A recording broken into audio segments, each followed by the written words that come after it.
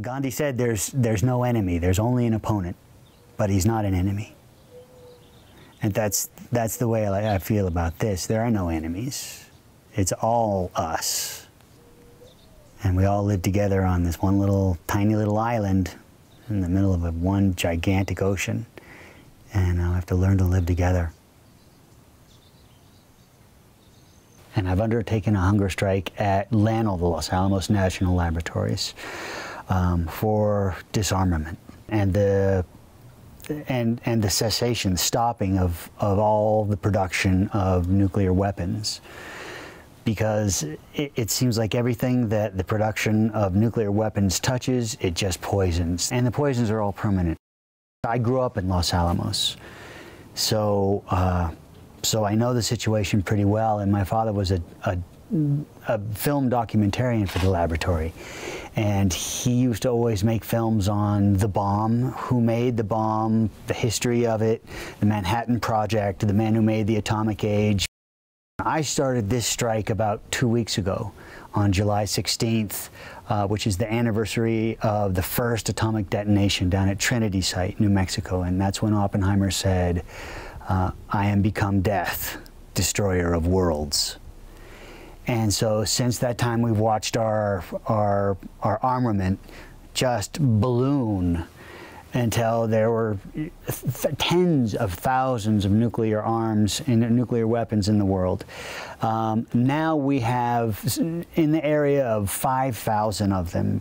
Many of them have been taken apart, but just to give you an idea of how toxic this stuff is, the plutonium trigger, which is about the size of a softball, which goes in the head of a nuclear warhead, has enough plutonium in it to kill every person on Earth. And so right now there are some 70,000 tons of transuranic waste, radioactive waste. And there's no safe place to put it. Wherever they put it, it seeps into the ground, and it seeps into the groundwater. Los Alamos is built on a fault line, a seismic fault line. There's a presidential executive order, they call it, that requires Los Alamos to retrofit all their buildings, which they haven't done. So in case there is an earthquake, yeah, the radioactive cloud that could go up from here could reach anywhere in the world, you know. It's all of the nuclear reactors, all of the nuclear weapons production facilities, they're all global issues. They all threaten all of us. We're all downwinders. We all live downwind. Everyone in the whole world lives downwind.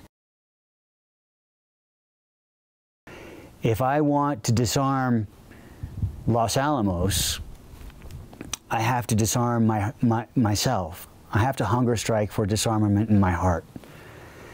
And that's the sea change that I think we need in order to be able to survive as a species at this point. And the reason I'm doing this hunger strike now is that, you know, there might not be anybody to hunger strike for tomorrow. Disarmament in my heart means that I am not waging war or anger or fear or competition in my heart against anybody in the world. It's a transformation of what I was taught into a way that I see is not only sustainable but fulfilling and beautiful. Los Alamos is a powerful place to do a hunger strike because it's at the center of a global nuclear weapons complex and a global nuclear complex in a larger sense. And it's also a leader. And if Los Alamos transforms its own science, I mean, the science of the scientists who are working in Los Alamos are brilliant. They're extremely intelligent, they're extremely resourceful, ingenious. They could be coming up with solutions for all the problems that we're facing right now. And if Los Alamos transforms into a solution maker, then because they're a leader, other people will follow. other laboratories around the world, other countries around the world will follow this transformation into making solutions. So I want to open the conversation about how we can clean this up, and I want to open the conversation about how we can disarm, because it's making us very insecure. It's not providing security, it's providing insecurity. What's going to provide security is the shift in our heart of compassion and love and generosity towards a cooperative worldview. And instead of living to survive, we could live to create. We could live to follow our dreams. We could live for passion. We could live for playing. We could live for creation. We could live for growing.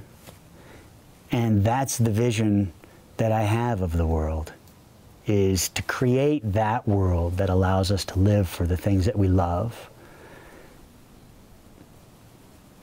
It's worth hunger striking for.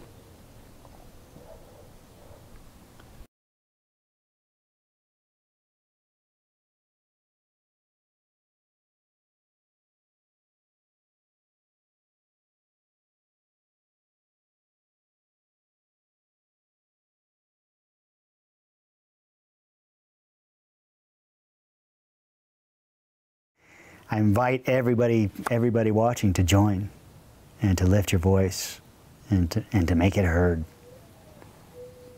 We can be heard. It takes some doing, but we can do it.